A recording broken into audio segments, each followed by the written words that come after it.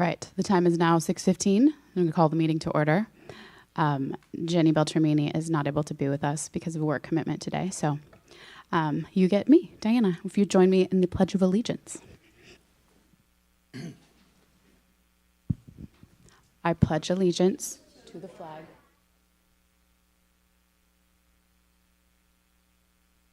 and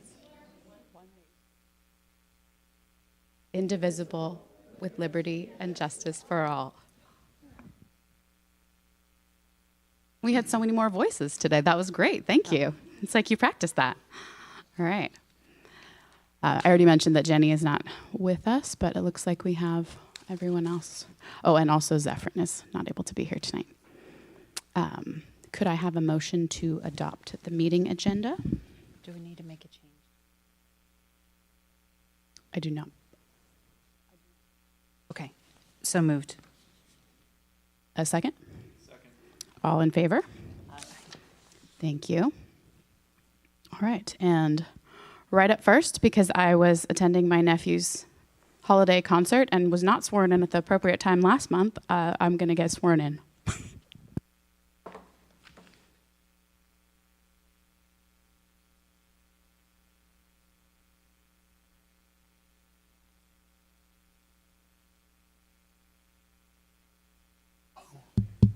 Ms. Farnsworth, before we get going with this, I want to thank you on behalf of the district for committing to another term on the board of directors.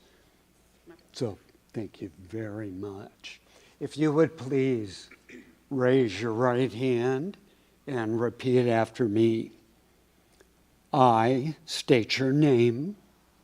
I, Diana Farnsworth, Do hereby solemnly swear that I will support the Constitution do hereby solemnly swear that I will support the Constitution of the United States and the Constitution of the State of Washington, of the United States and of the Constitution of the State of Washington, and will faithfully discharge the duties and will faithfully discharge the duties of School Board Director of Anacortes School District Number 103, of School Board Director of Anacortes School District Number 103, Skagit County, State of Washington, to the best of my ability. Skagit County, State of Washington, to the best of my ability.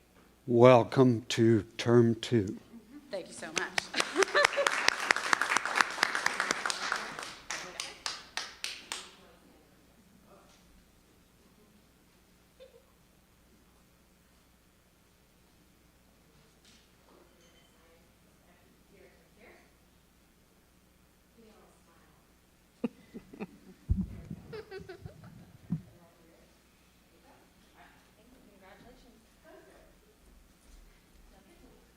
Get to work.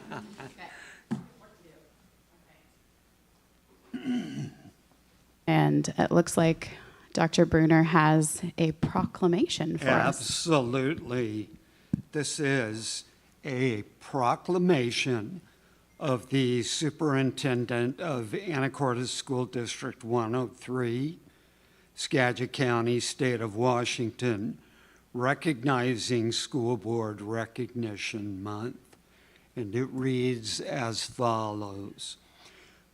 Whereas board members Jenny Beltramini, Heather Brennan, Diana Farnsworth, Jack Curtis, and Meredith McElmoyle, and student board representatives Casey Knight, Zephyrin Earhart, Madeline Ray, and Allison Claridge dedicate many hours of time to improve the lives of students in Anacortes. And whereas the board has a deep commitment to academic, social, emotional, and equitable learning for all students, and whereas student representatives take a leading role in providing student voice in policy deliberations and work diligently on annual research projects. And whereas the board dedicates time to its own learning through conferences, retreats, and study sessions, and whereas the board has earned the Board of Distinction Award 11 times from the Washington State School Directors Association. Now, therefore, be it proclaimed by the Superintendent of Anacortes School District 103 that the staff, community, and students of Anacortes greatly appreciate the dedication and commitment to student success demonstrated by our school board. We applaud you.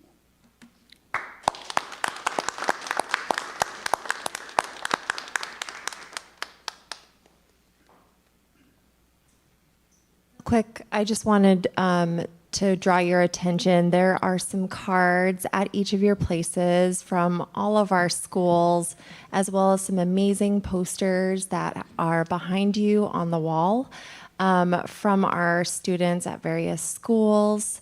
There's also an email that I'll be sending to you with individual artwork and thank you letters that all kind of play in the background so you guys can see it. But they're also up there for you guys to view. Bring you joy. Thanks, Nikki.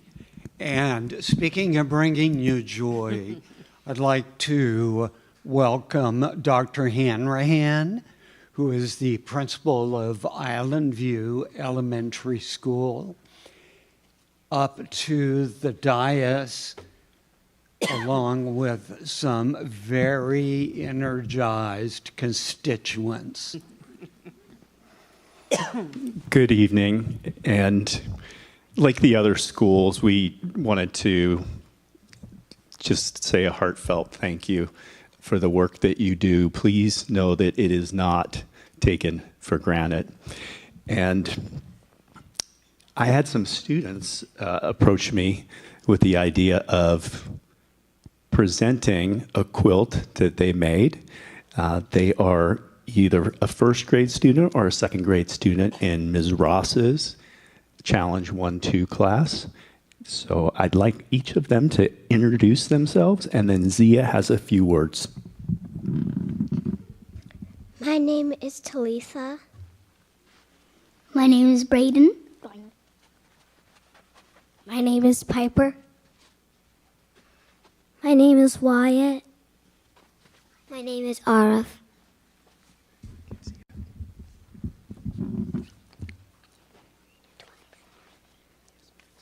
I'm Zia. Hello. The students at Island View want you to know that we appreciate all of the ways you help kids. Our class made this quilt for you. Thank you.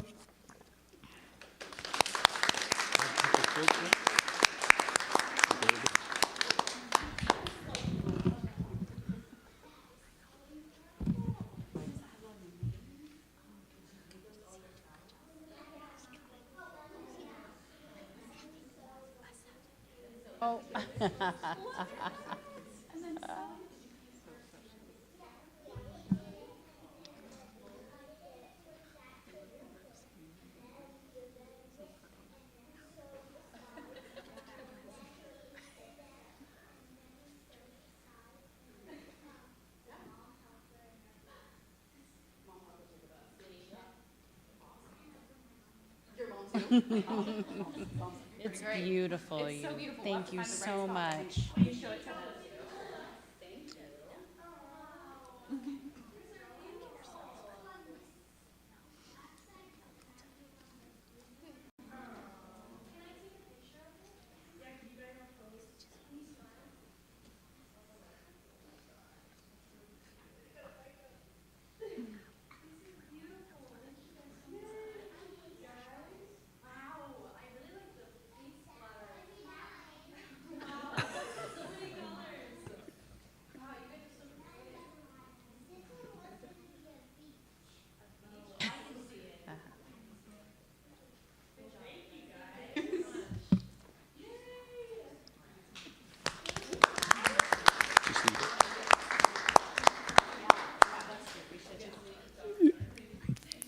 this reminds us why we do this work.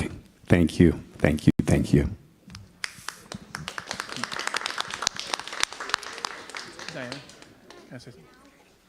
For the parents in the room of these awesome students, Miss Ross was my son's first and second grade teacher, and he is now a 14-year-old going on 40. But she is a fantastic teacher, and I'm so excited that your kids are learning from her.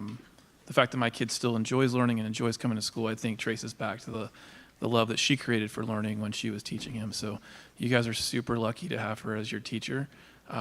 She's great. Yes, thank you. I don't think we're going to be able to top that. Well, actually, I think we might. We've got some more good. There are more students in the room. Thank you so much, and of course, you are not expected to stay for anything else. Will not be Thank you, affected. families. Thank you for coming down tonight. Yeah, I really appreciate it. Yes, that's why we do what we do, right? Okay, thank you. And now we have a superintendent search update. Can't follow that, can you, Christine? I know, sorry, it was a surprise. Thanks a lot. That was fantastic. Good evening. Chris McDuffie, Senior Associate with HYA, and happy to be here this evening to share a very brief update about how the superintendent search is going. Thanks for your help. Thank you. My colleague, John Bash, had a much longer commute home, so I said, you hit the road, I got this. So we wanted to just share again how well things are going with the superintendent search. We've been keeping the board apprised weekly about how things have been going, but wanted to remind folks again about the 4 phases of the process: engagement, recruitment, selection, and transition. Right now, we are kind of at a milestone of wrapping up the first part of engagement in this process, and recruitment continues simultaneously. So what we have been embarking on over the last month are listening and learning to your staff, students, families, community.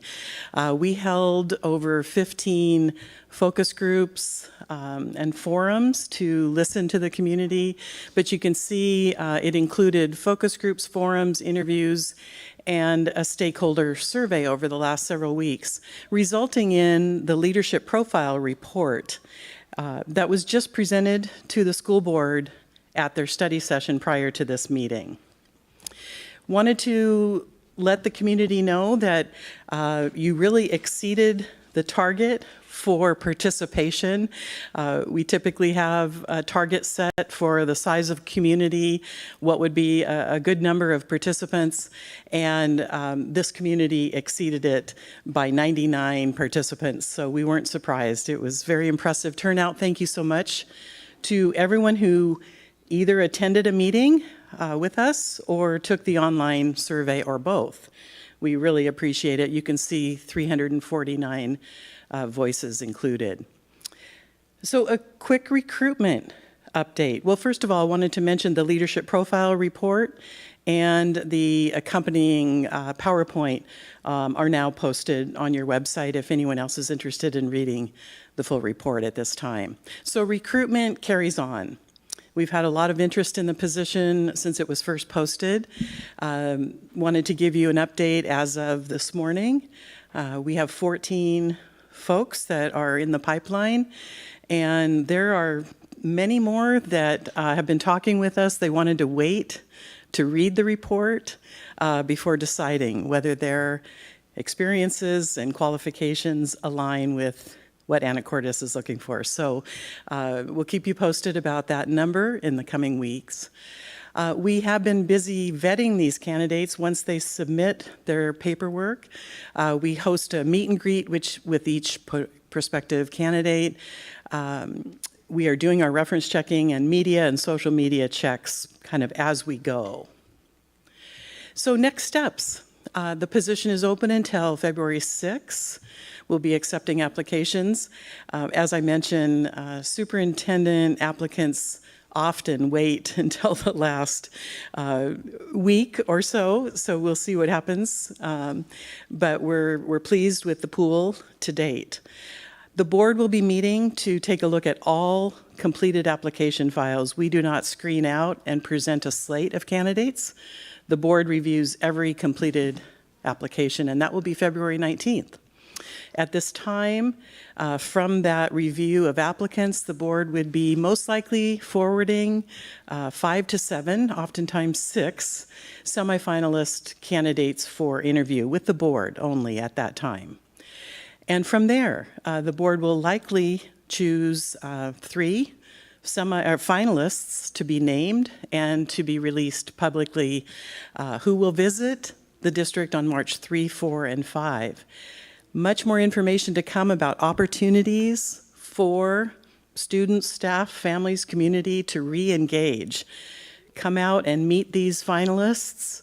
Attend a forum. Maybe you'll be invited to be a part of a panel or a focus group. They're going to be out visiting schools, talking with community members.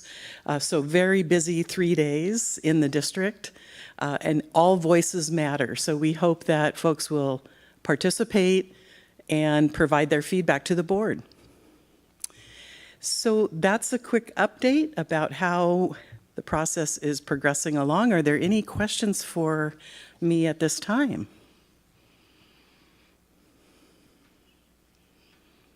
Thank you so much. Take care, everyone.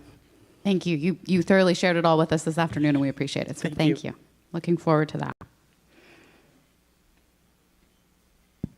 That all of the reports that we looked at in the study session today are on the school district's website. So if anybody wanted to look at any of the information that we were provided today, they can go and find it there. Thank you. That is important. And we appreciate all the feedback. Please let us know. Be involved. Next, we have Molly Huggins with a report on Cap Sandy High School, our principal. Hi, everyone. Before I get started about CAP, I just want to tell you guys how much I appreciate how engaged you are and how curious you are about both schools that I have the pleasure of working at. And I always feel like when I get to come to these things or when you guys are coming to visit our schools, I just feel so supported by you. And so I just wanted to make sure you know, I just really appreciate your work. So thank you. So I have to be really honest with you guys. I have been trying to get Melanie Ingman to come talk about the great work she does since I became principal. Every year I'm like, hey girl, can you please come talk? Because one of the things that I think is really important about Melanie's work is she's really good at making her work invisible. And what I mean by that is she makes it so that students don't feel shame, that they don't feel that the spotlight is on them because they're receiving services from her. And I just think that it's one of those things that she does with such grace, and I just really appreciate. While her work is quiet, her impact is massive at Cap Sandy. So one of the things I want to highlight, I know that you guys know our 3 SIP goals, but I just really think there's 3 things that we focus on, like nuts and bolts, right? Graduation rates. Our students need to be career and college ready, and we need to continue to do the work of not only math content knowledge, but all content knowledge. Without Melanie at our school as a social worker, none of these goals are possible. And I just think that although her work is quiet, she does so much to support all of our students with these goals. So when I think about, what I did was did some, chat GPT research, and I found a bunch of research articles about how schools who have social workers have higher graduation rates, right? So the connection is so clear for goal 1.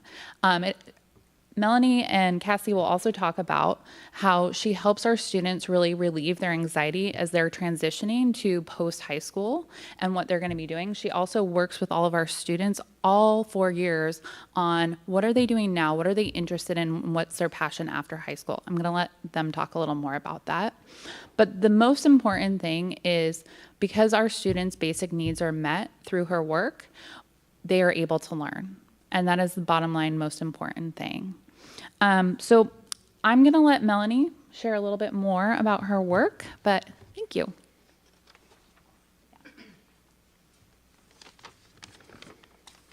Okay, this is the clicker, right? All right, cool. Okay. Okay, good evening. My name is Melanie Ingman, and I've been the school social worker at CAP and at AHS since the position began here several years ago. I work at CAP Sandy specifically 2 days a week, and I would like to briefly share how social work services fits into the CAP Sandy ecosystem. The students at CAP often have complex needs and obstacles, which can include mental health struggles, neurodivergence, special needs, financial stress, unique medical concerns, unaccompanied status, and trauma.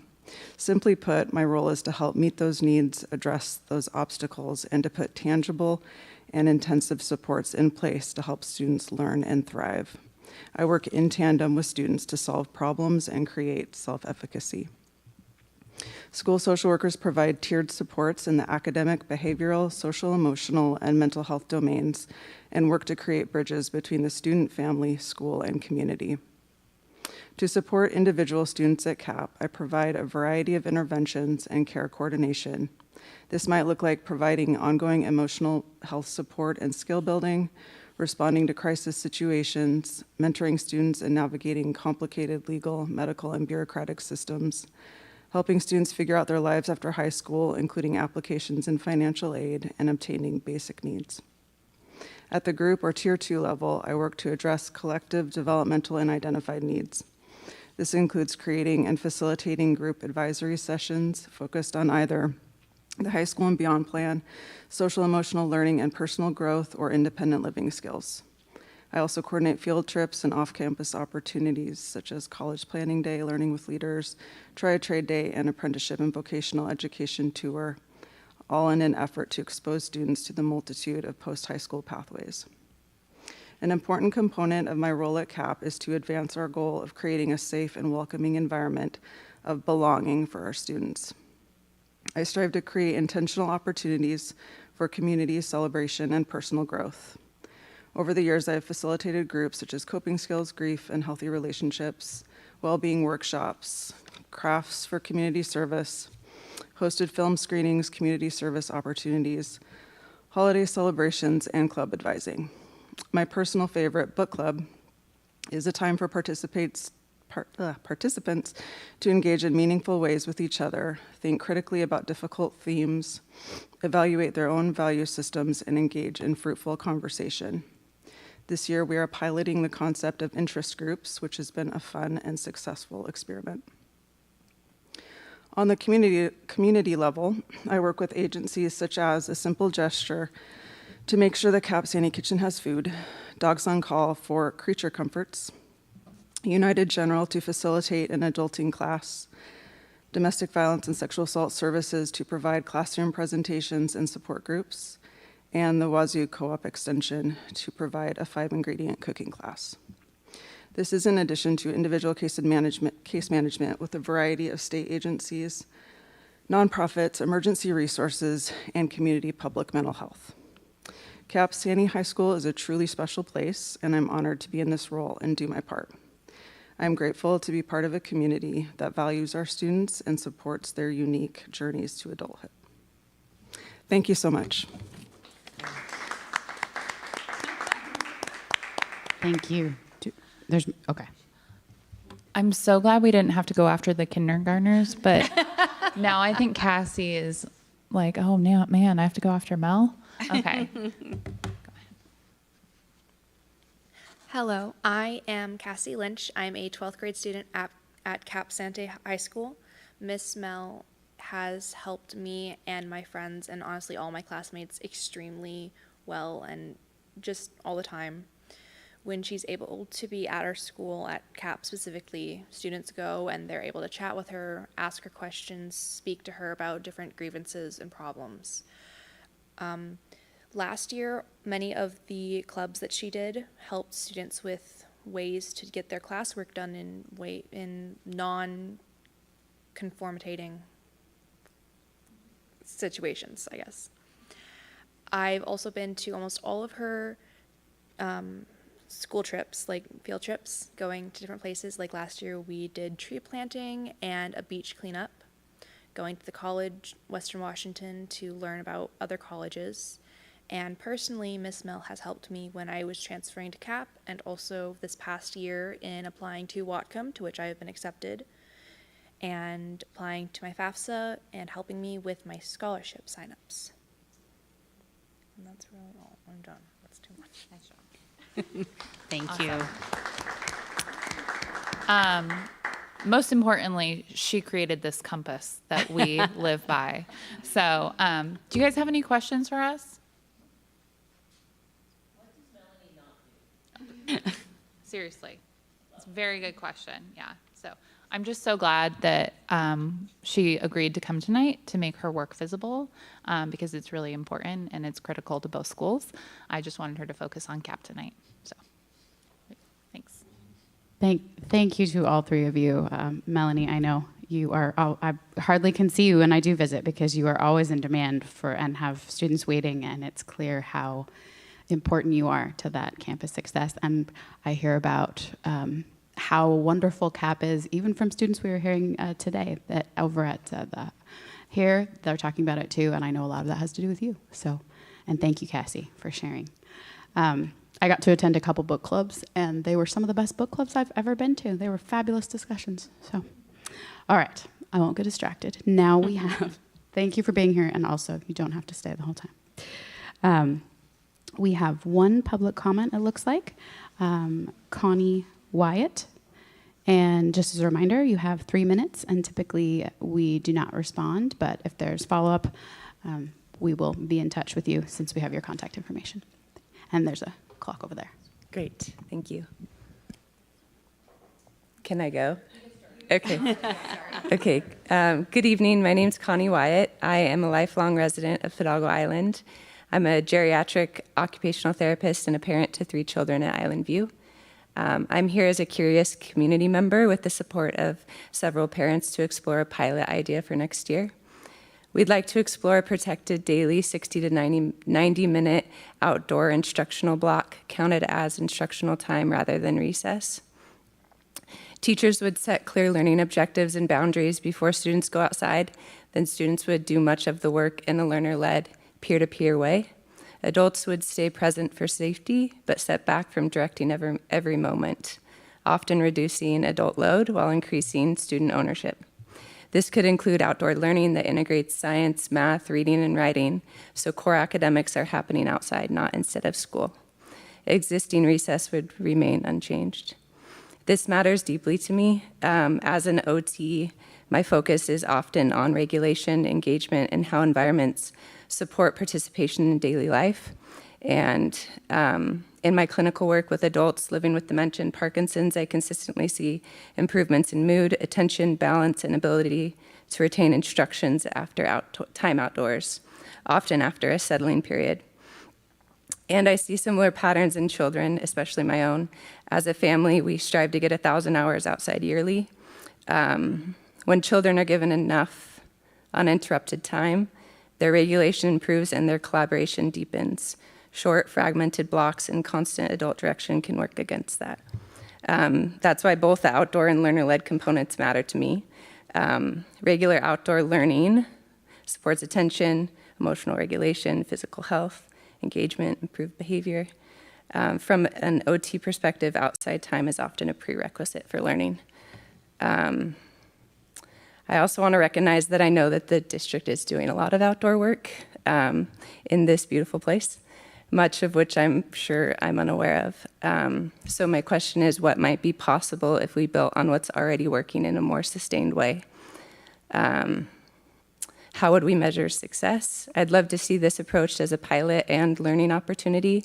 After a year, we could look at academic growth alongside practical indicators like classroom calm, student regulation, engagement, reduced staff burnout, reduced IEPs, and increased family trust.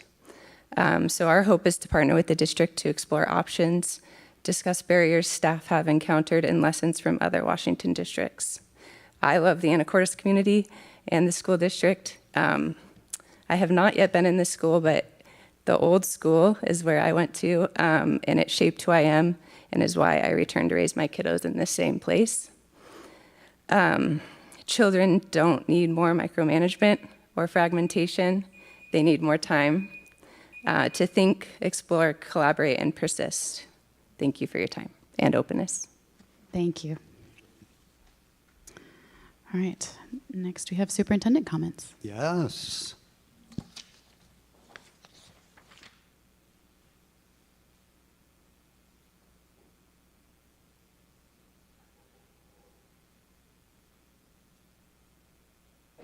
This week, we had the privilege of interacting with and learning from Britton Piccolini, who is the Google Education Regional Manager for Google Education. Many thanks to Director McElmoyle for putting us in touch with Ms. Piccolini, and to Dr. Mitchell Muma for arranging training sessions with her throughout the day for our school technology leads, our cabinet, our building principals, and teachers. Ms. Piccolini spent time demonstrating uses of Google's current AI app, Gemini, for educational purposes. Dr. Frazier and I have spent some time seeing how, since that time, seeing how Gemini and other recently updated student achievement metrics could help calculate our district's return on investment. And so what I would like to do is give you a little example of how we were able to apply our learning on Tuesday to a very real-life, ongoing problem of practice, which is how do we answer the question, so what? We do a variety of different things. We offer a variety of opportunities, but what's the outcome? And in a more clear sense, how can we quantify the outcome in a way that is readily understood? So for the 2024-25 school year, our district spent only 0.4% above the state average per student. At the same time, we outpaced the state average in college-ready scores in English language arts, math, and science on last spring's assessment. We also exceeded the state average in the percent of students enrolling in post-secondary education the year after high school graduation, and the percent of students attaining a degree or certificate within 8 years. Feeding this info into Gemini, Gemini was able to calculate return on investment ratios as follows.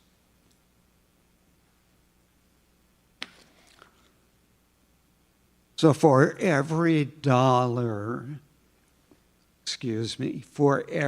1% additional funding we invest in our students, our return is 48.2% increases in science scores, a 38.5% increase in math scores, and a 25% increase in English language arts scores.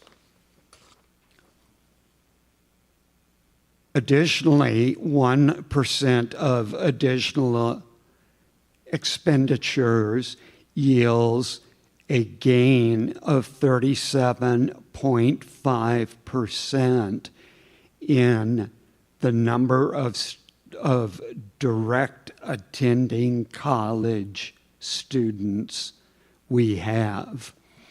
It also yields a 25% increase in our 8-year degree completion rate. So I will send this information to you attached to my Friday memo, my email memo. But I think it's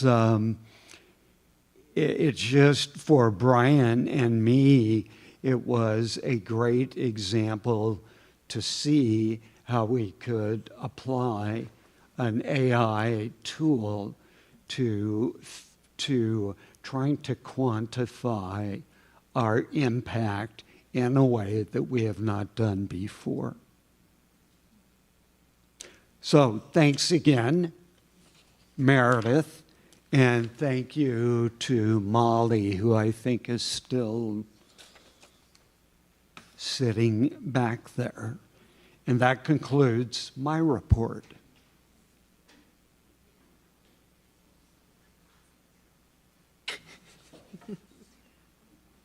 Distracting me, Heather. I believe she had to leave, but that was the update I was getting. Okay, thank you. I'm sure she heard it though. Okay, now we move on to board comments. Are there any board comments, Jack? First comment I want to make was for many of us who are familiar with Ms. Bobby Lynn Hogue. She was a longtime school board president for Anacortes, but more recently she has been at the helm of Food to Go, which is a fantastic partner that works actually in concert with the Simple Gesture that we heard about earlier. After many years at the helm of leading Food to Go, Ms. Bobby Lynn Hogue is stepping down to spend some more time with her family.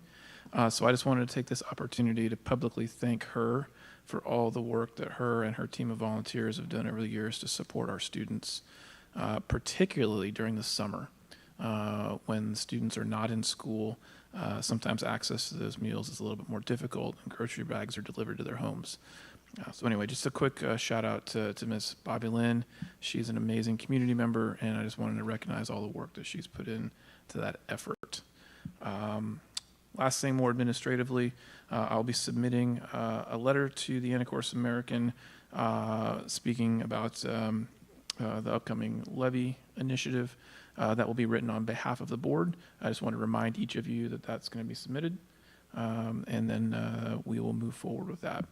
But most importantly, it was super cool to see all those little kids in here tonight.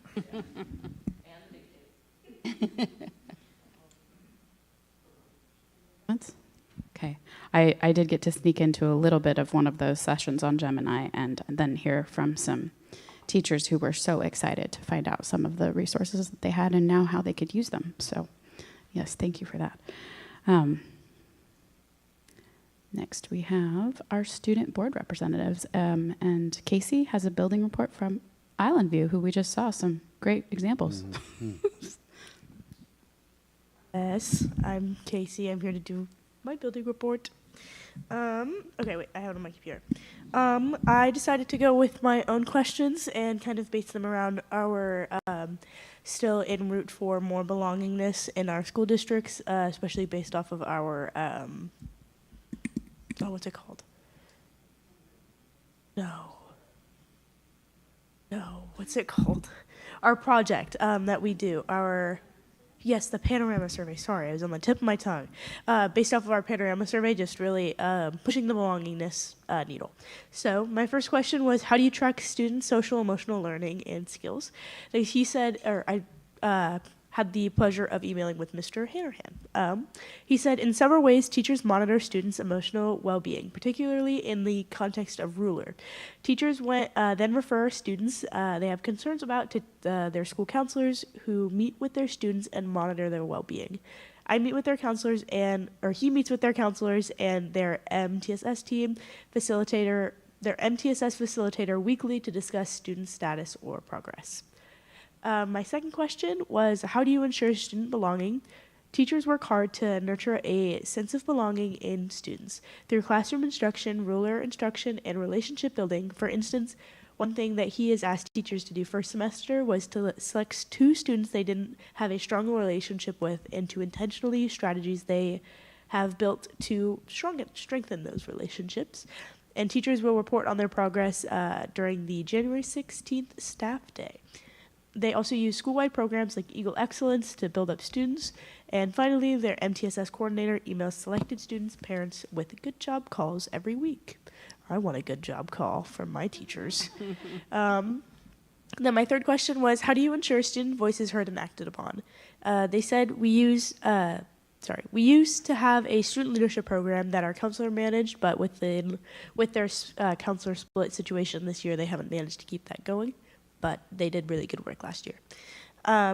Question 4 is, what are ways you challenge your students to step outside of their comfort zone when it comes to their social groups and like cliques? Even though in elementary schools that's not really necessarily as much of a thing, but they still are there. He says their school counselors run informal groups and teach classroom lessons to help students stretch socially. And then my last question was, is there anything you have to highlight? And they're doing a school play at the end of the month, which involves 80 of their students. Whoa, that's a lot of students on its stage. They're doing Adventures in Neverland, and their first showing is January 29th at 7 p.m. and January 30th at 2 p.m. And they're partnering with ACT, Anacortes Community Theater. And that's all I have for that building report. They're doing great. And my one comment that I have is I've been working to set up an assembly with Aaron Jones again for Black History Month in February. So I think we have the date officially February 4th, and we're gonna have a little fun dance time, hopefully. So yeah, so that'll be from 8:15 to 9:15, which I'm really excited about.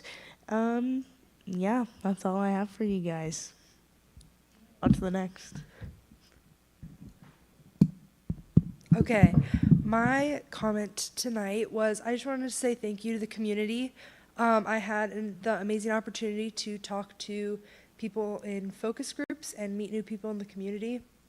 I really enjoyed hearing all of their opinions and talking to them about like how they feel they want this like school district like to improve and like what they want for a new superintendent. And I really enjoyed hearing from them and like getting their opinion and talking about that. So I wanted to say thank you on that front. And then thank you to everyone who came in. I know that they left, but that was really amazing to see all of that and hear all of that. And thank you to Ms. Mel for all your help with the high schools here. It's really amazing. So yeah, that's what I had to say. Thank you.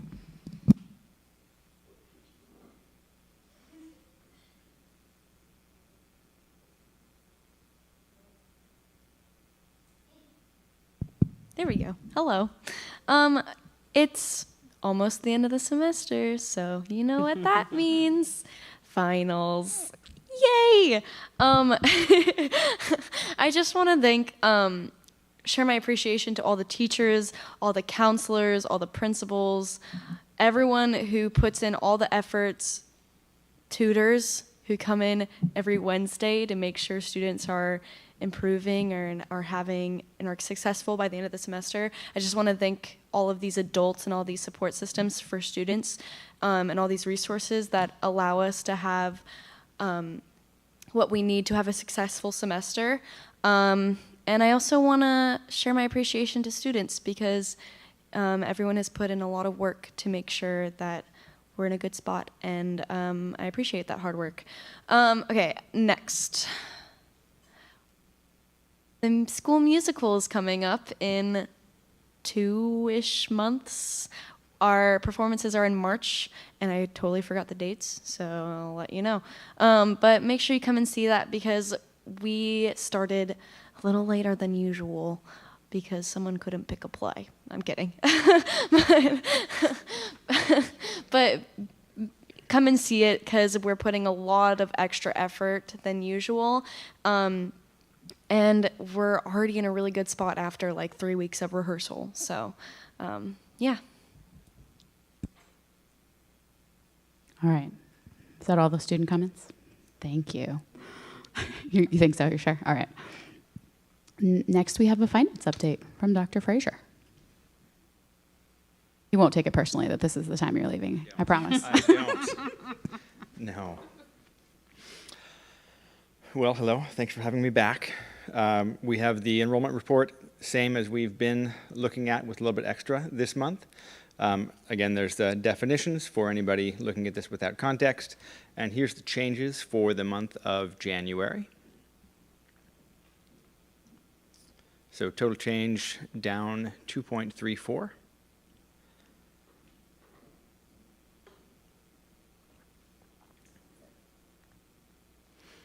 Here we are tracking the average to actual.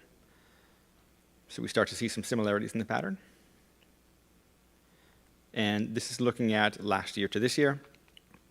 And I'll note that currently our enrollment in January is higher than it was this time last year. And specifically, if you recall, we're funded not on the actual enrollment for the month, but the annual average FTE. So they take an average of the months so that you don't get steep drops month to month. And because we started high and have gone down, whereas last year you started low and went high, the annual average FTE, which is what we will be funded off of starting in January, is 4 FTE higher at this time than it was last year.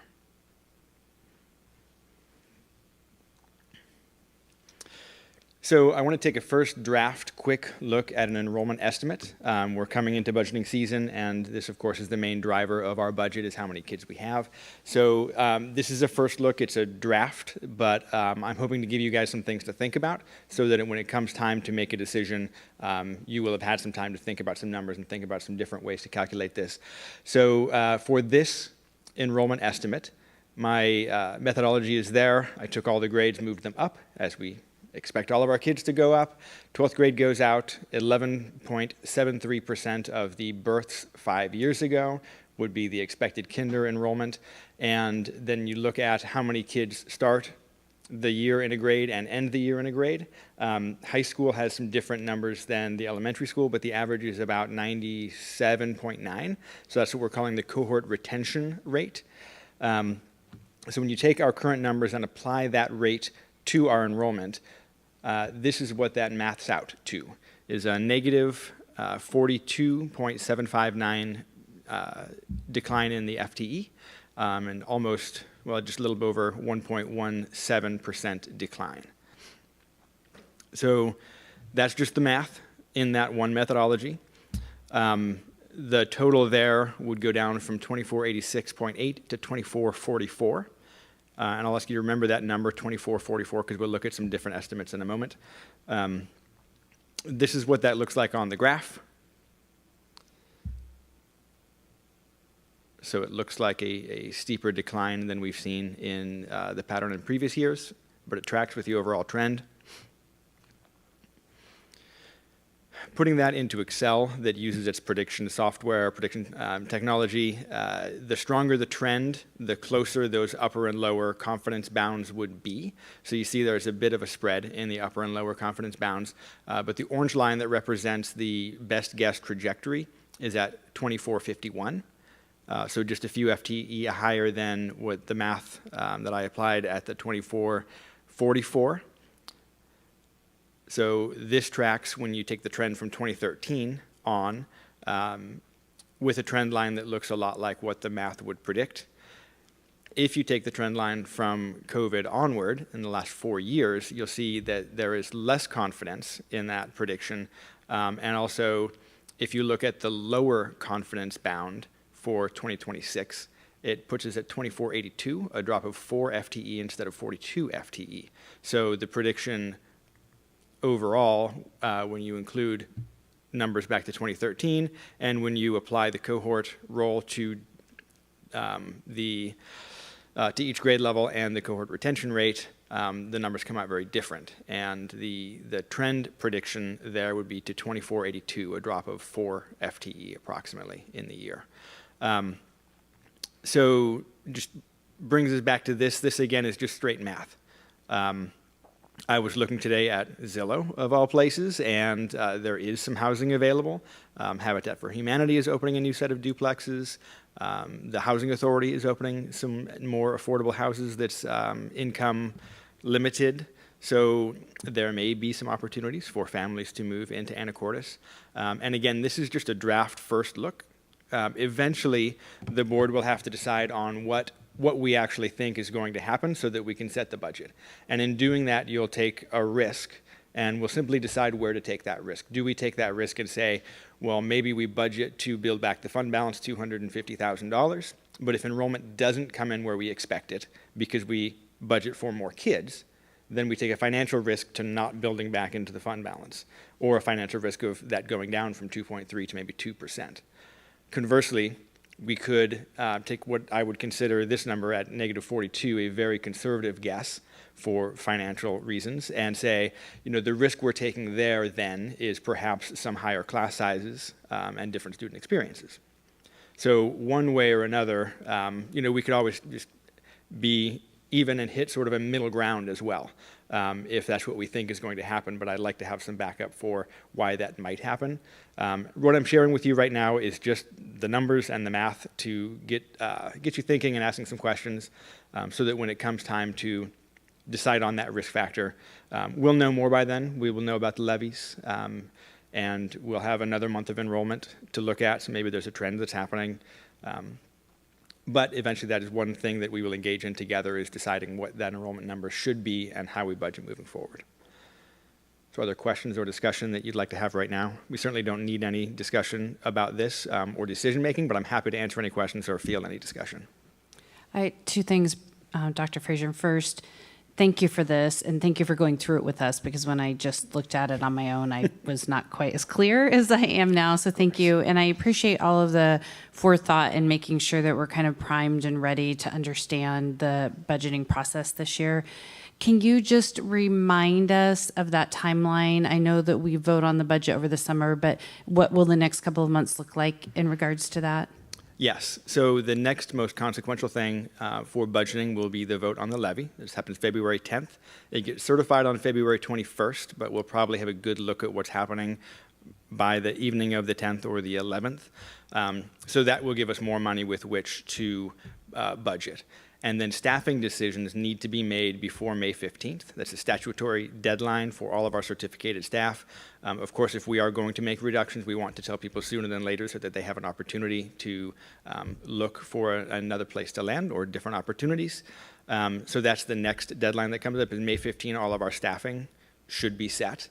And you know well that staffing is about 87% of the budget. There's not a lot of leeway for other things now. So that's probably the most consequential decision, which means by early May at the very latest, we have to decide on what we think enrollment will be next September. And we have to set a budget without knowing our beginning fund balance, which we won't know until after the school year actually starts. So the budget season, you're right in asking why and what are we doing, because it's a little bit out of line, but it is what we have to work with.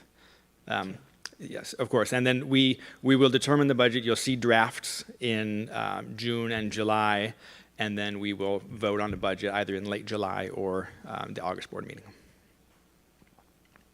I just wanted to make sure that I understood. So the reason why we're in a system where you are asked to make future predictions is because of the way that our state apportions money as if children are commodities to be traded. That's correct. Based on how many we have enrolled in our district will determine how much money the state provides us. And because we cannot operate with a crystal ball, you're asked to make predictions that we then form budgets off of. I just want to point that out for those who hopefully are watching online or maybe considering how they want to think about things, ballot measures. The state of Washington asks us to make predictions on things that we really cannot predict. And everything that we do in public, transparently with respect to budgeting decisions, is based on a crystal ball, because we treat students like commodities on a market. That makes it incredibly challenging.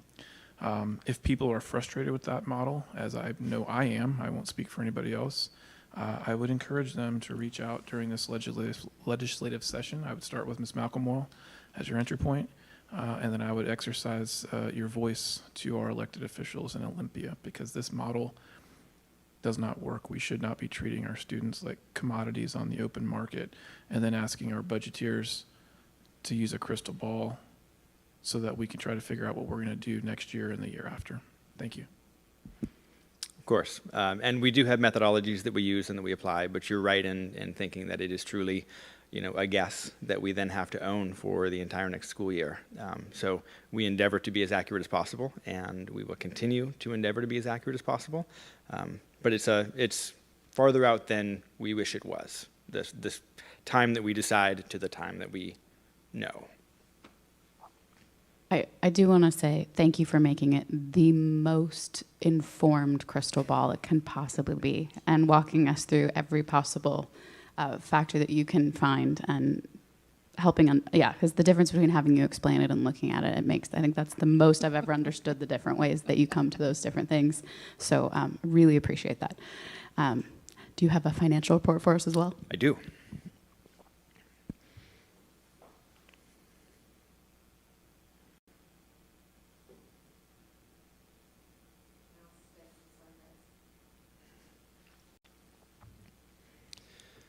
Okay, so we are reporting for the finances in the December month. So as of December 31st, these are our current numbers.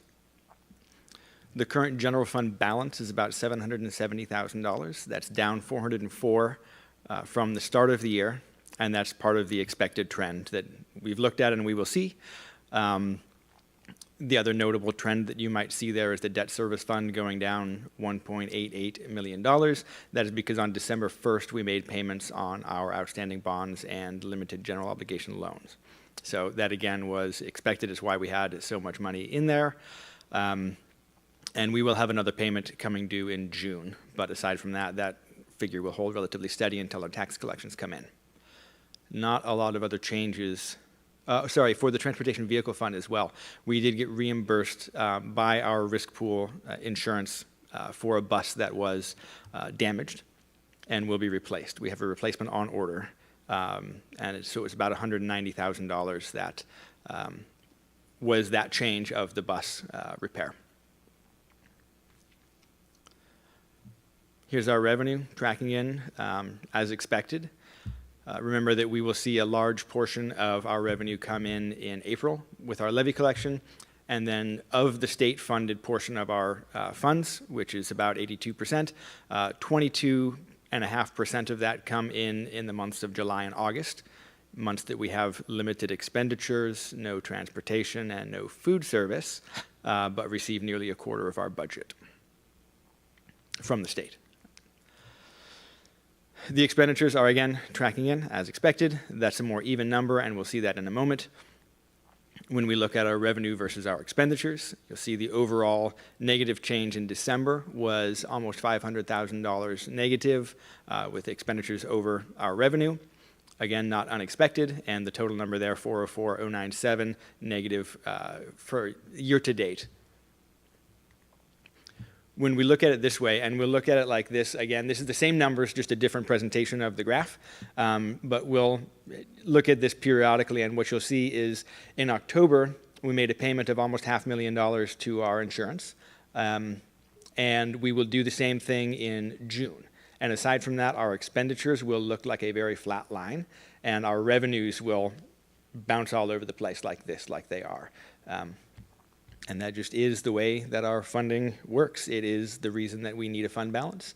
One of the reasons we need a fund balance, and it can cause some cash flow challenges in some months, but it looks like we're trending along as we expected, and since we started in a place better than we budgeted, we should be doing better than that blue line, which is the prediction. Now, if you are looking at that and wondering the difference in the slope between November and December, between the prediction and the actual, the good news for you Part of that, a good portion of that, is because we had some federal grants, specifically our most major federal grant, which is for special education, IDEA funded by the federal government. Due to some changes mostly in OSPI and the way that they've consolidated due to their reductions, they have different people doing more things, and their grant approval process was done by people who haven't done it before, and it got a little confused, and just is slower. So in December of last year, that grant was claimed, and our federal funding was up about $200,000 from what it is this year. Now, we were, Director Keeler was able to finish that grant, get it submitted. She's working hard, and I appreciate that. So we did put in a claim, and it was accepted for January. So in January, where it's steeper on the prediction, the blue line, it should be more level in our actuals. So that's the good news. So more good news, you're thinking about what that looks like and why that trend line may be different. If you look at our total revenues last year to this year, our revenues are down, roughly $9,000. And then you account for that $230,000 in the claim that came in last year and didn't come in this year. So our revenues will be higher by January than they were in December, is my prediction. Also, the expenditure, however we've done it, we've spent less this year than we did last year in December. And the other bit of good news in there, like we talked about earlier, is that when the adjustment to our apportionment numbers happens in January, that will adjust upward, where last year it adjusted downward. So if we're looking at the differences between these two trend lines, yes, December is a little steeper downwards, and we can explain and account for that. And then the differences going forward should be more positive than negative.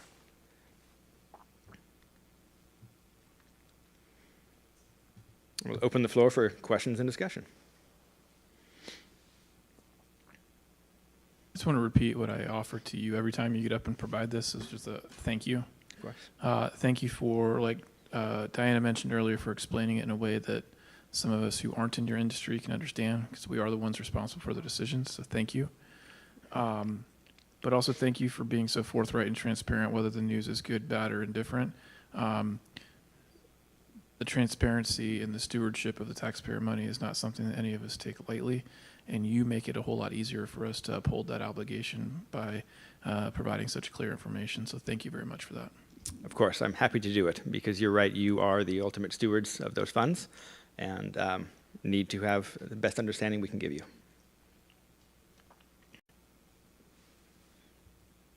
Thank you. I got my ballot in the mail, so I'm dropping it by the library on my way home. Just check your boxes. Next, we have committee updates. Jack, is there a WIAA update? No? Meredith, do you have a legislative update? Yeah, I just want to say I had a WASDA legislative call, and I gave you all a copy of this is basically the document they're using for their legislative priorities at this point. And it's really around asking the legislators to be responsible with their legal obligation of funding education fully in our state. So they're working on their pros and cons around bills that would fix some models, finish fully funding special education. They tried to get close and didn't make it. Some additional money around MSOCs per student.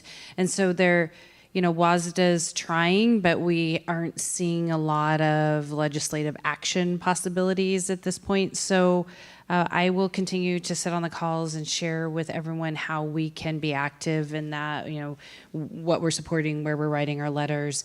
And Dr. Bruner did respond to one of our legislators this week regarding House Bill 1634, which is, thank you so much for doing that, Dr. Bruner. We hadn't talked about that on the call, so I was a little surprised to see that, but grateful.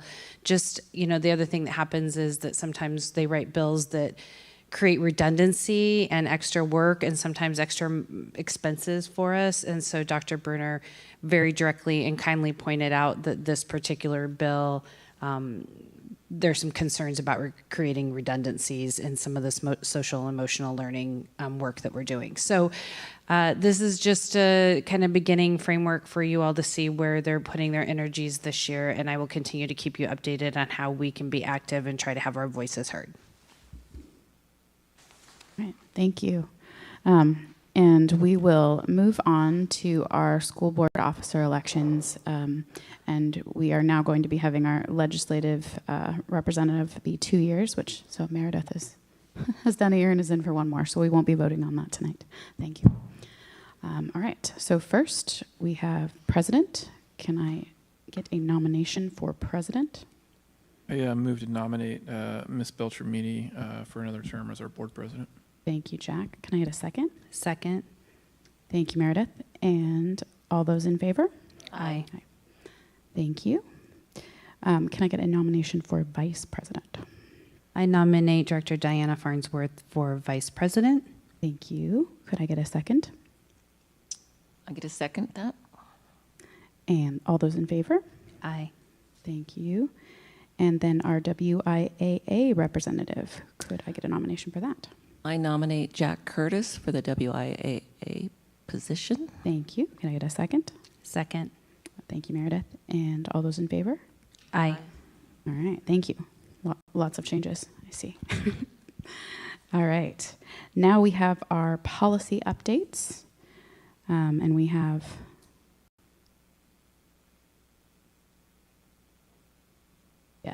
Nikki coming up to share those with us, starting with our policy 6030. Good evening, school board. My name is Nicole Tesh, and I'm here to present the policy updates for January 22nd, 2026. This is just a brief look at the policies that we'll be looking at tonight. As you can see, we're living and breathing in the 6,000 series because the 6,000 series is easy because it just aligns with state law. And so we're just making sure that all of our T's are crossed and our I's are dotted within our policies. Just a reminder, WASDA changed their classifications.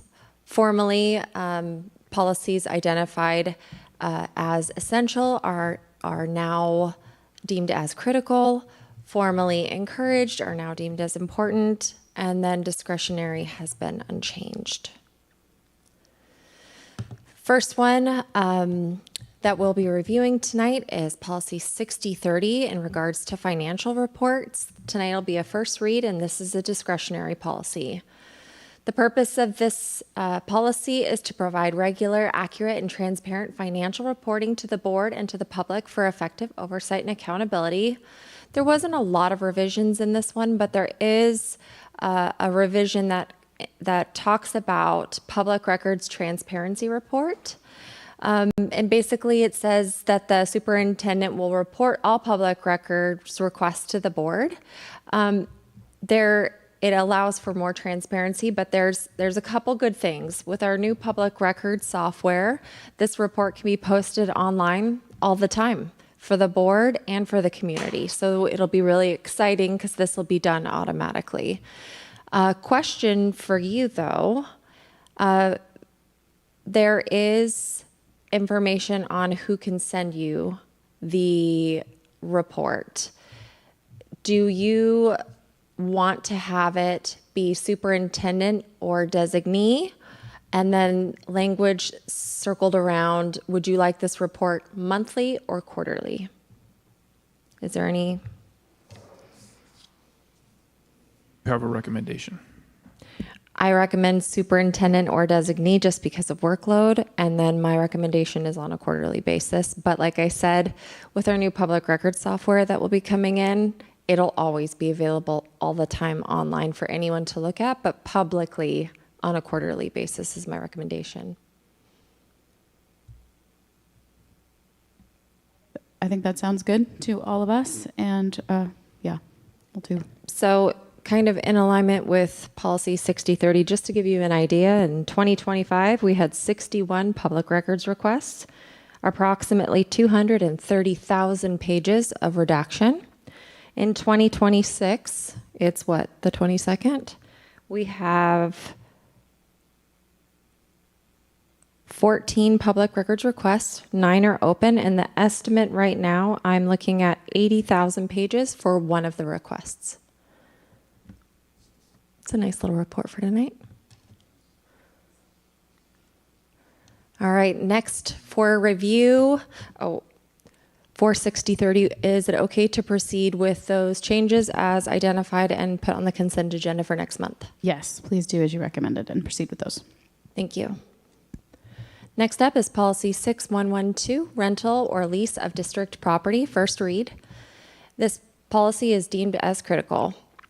The purpose of this policy is to provide a process for renting and leasing surplus district property in a way that is lawful and in the district's best interest, and so that we're financially accountable.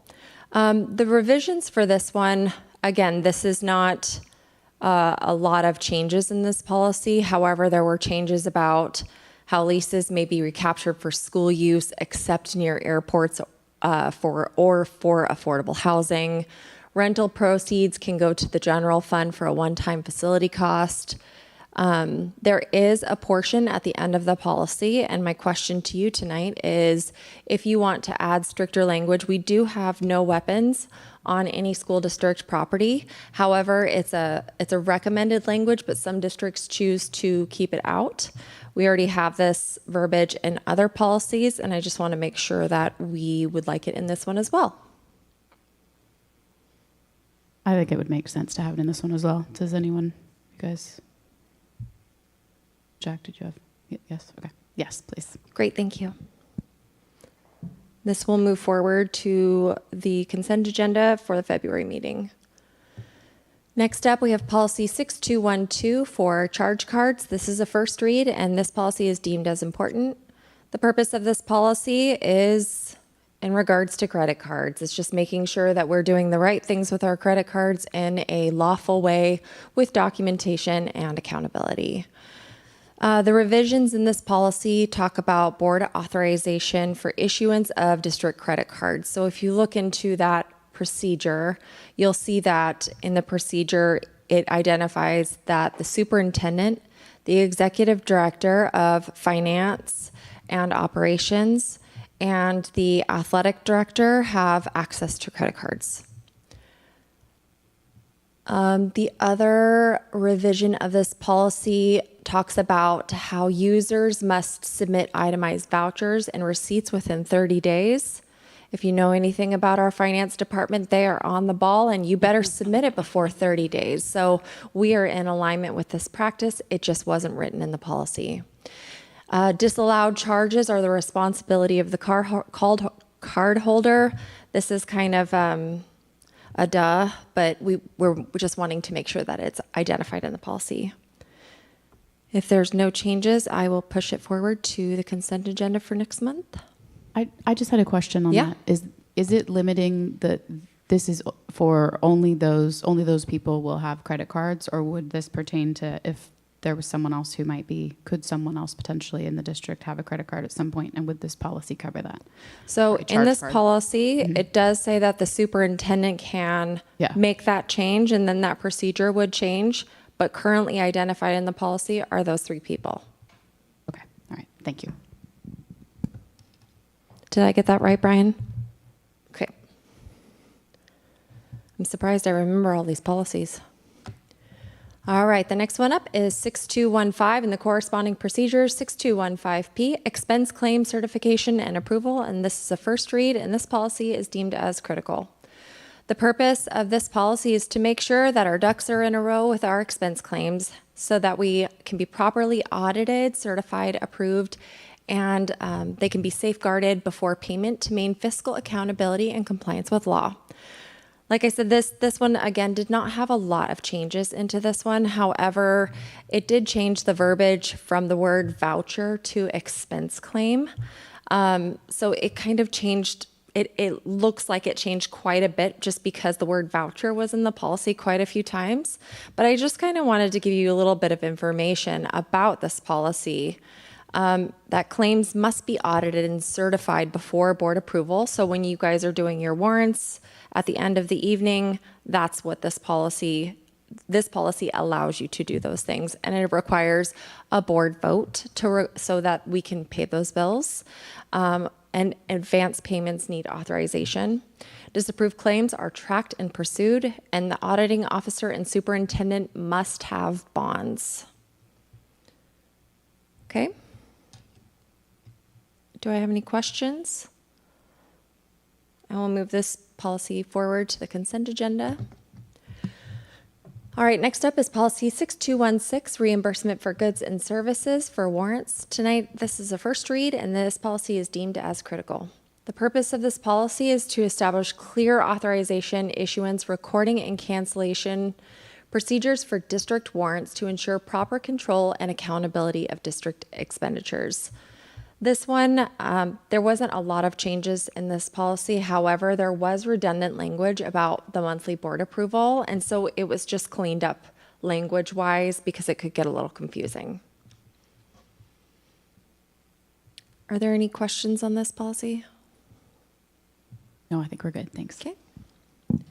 Next up is policy 6230, relations with vendors, and this is a first read, and this policy is deemed as discretionary. The purpose of this one is to make sure when we have a vendor that we're having an ethical transaction and that we follow the clear requirements for third-party receipting in any district transaction that takes place. The revisions for this policy is just an update in verbiage for compliance with state law.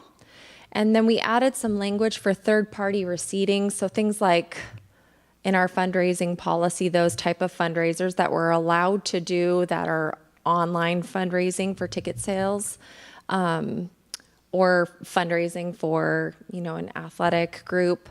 When the district uses an outside company to collect money online, the contract must clearly define how the funds are handled and transferred so that we meet the state auditor requirements. So this is again, a practice we have been following with our fundraising policy, but it needed to kind of align with policy 6230 to make sure that we are in sync on both policies. Any questions? Nope. I think we're good on that. Thank you. All right, next up is policy 6500 and 6500P, and the corresponding form 6500 F1. It's in regards to risk management. This is a first read, and this policy is deemed as important. Our district has a risk management program that identifies, reduces, and appropriately transfers the district's risk of property loss and liability. So the revisions of this policy is it removes board review each year. That's not a practice that we have done for a few years. The board obviously has review of those things. However, there's not an actual board report that comes to you in regards to risk management. Then the other update is, again, updating the bond requirements for the superintendent and executive director of finance and operations. So we're just making sure our policies all say the same thing and that they talk to each other. And then 6500 F1, our new form, is now a PDF fillable form, and we are with this generation so people can fill out forms much easier. And that is the last one for tonight. Excellent. Any questions on any of those? Thank you so much, Nikki, for all of your work on those. All right. Next up, we have our consent agenda. Is there any? Oh, sure. I did. I was just making sure nobody had any comments. If not, I will take a motion to approve the consent agenda. I move that we accept the consent agenda. Thank you, Meredith. Oh, yep. Before the second, I just noticed that the girls wrestling lock-in is this weekend. Just brought my attention. There was a group of very generous community members that recently made a nice donation to both the boys and the girls wrestling club for a purchase of new mats. Seeing that on here just reminded me of that, and I wanted to say thank you. A second thank you to that. The lock-in was super duper fun, other than the alarms going off. But that's okay. It was fun. It was okay. But yeah, thank you to everybody who contributed to getting us some new mats. They're awesome and great to wrestle on. true. When things are on the consent agenda, we don't see not everybody sees those. They're all online, though, that you can see. Can I get a second for approval of the consent agenda? I'll give a second for that, the consent agenda. All right, thank you. And all those in favor? Aye. Thank you. All right. That concludes our meeting, our board calendar. The next time we will be at the Mount Erie Elementary School on February 5th for our site visit. And then our study session and business meeting are on February 19th. We are adjourned.